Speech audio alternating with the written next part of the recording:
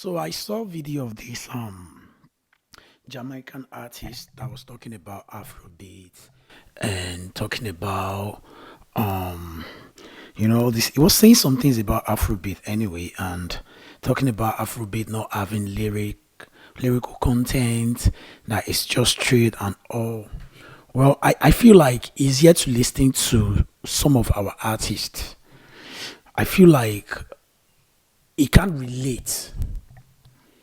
And I see a little bit of jealousy in that video because I was able to watch it to the fullest. So the way he was analyzing Afrobeat says it all, because he's not paying attention,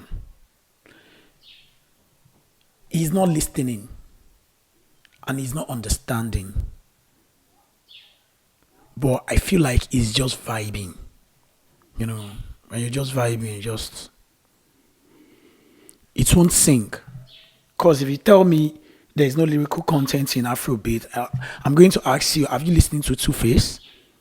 Have you listened to him when he tells stories with his music? If to say not just me, I be living like I don't care.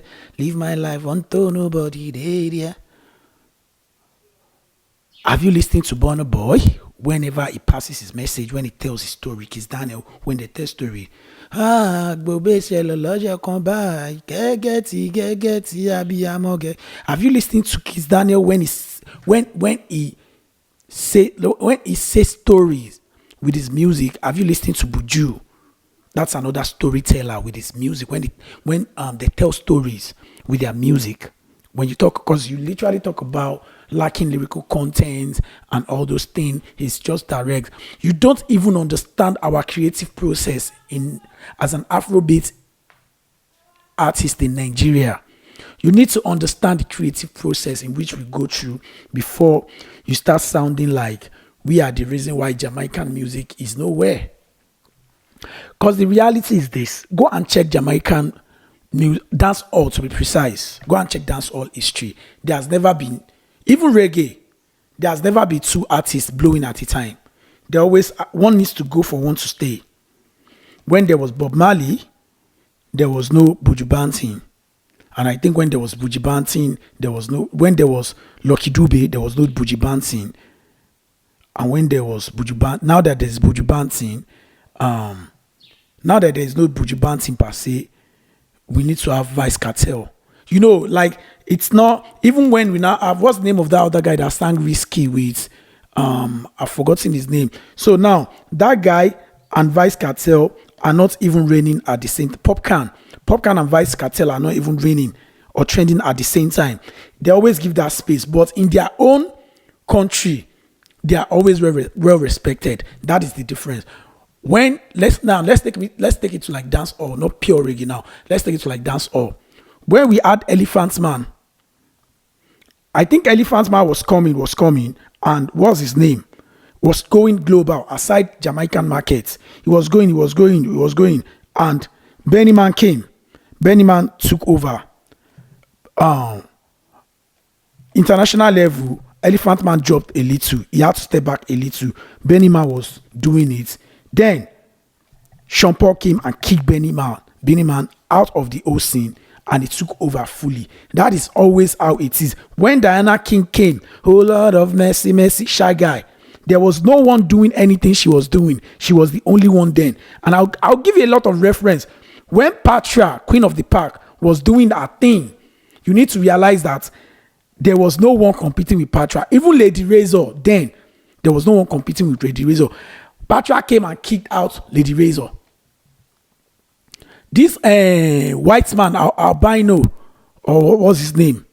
Same thing. A lot of them, they are never privileged. Their music structure has never been privileged to have their artists boom at once out of Jamaica and doing it.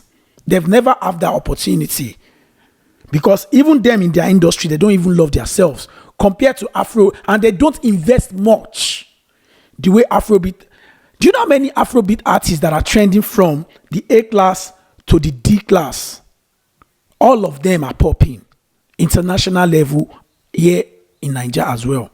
These are the things that most of all these people needs to understand that makes Nigeria music industry, Afrobeat, more bigger than their music. There is nothing you want to say Afrobeat presently is bigger than your music.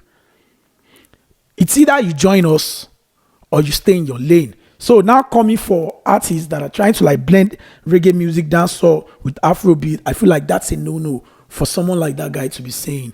I don't even know that guy. I don't even know him. I've never heard his music before. And I know all these names that I mentioned simply because they are the one going global. I noticed something. Artists that didn't go global are always the ones that always think they've got something to say.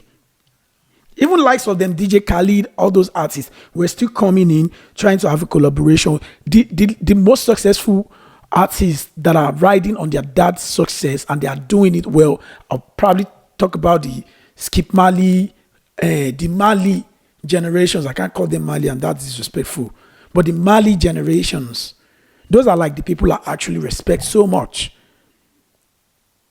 because of what the legacy in which their dad has laid on ground and the ability to be consistent without legacy. That's a thing for me. So these are the factors you need to put into consideration before you come out and, when you have that kind of platform to talk about music, these are the things you need to put into consideration before you misuse that platform to offend other people that are out there. It wasn't as if reggae started as reggae. It has a name.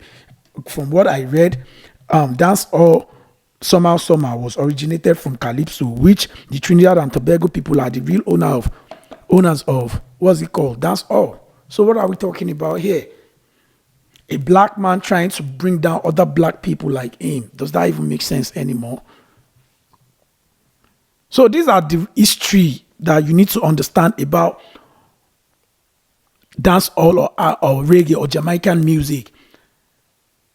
These are the history you need to go back to the track record before you try to compare them to Nigerian artists and what Nigerian artists have done so far for themselves.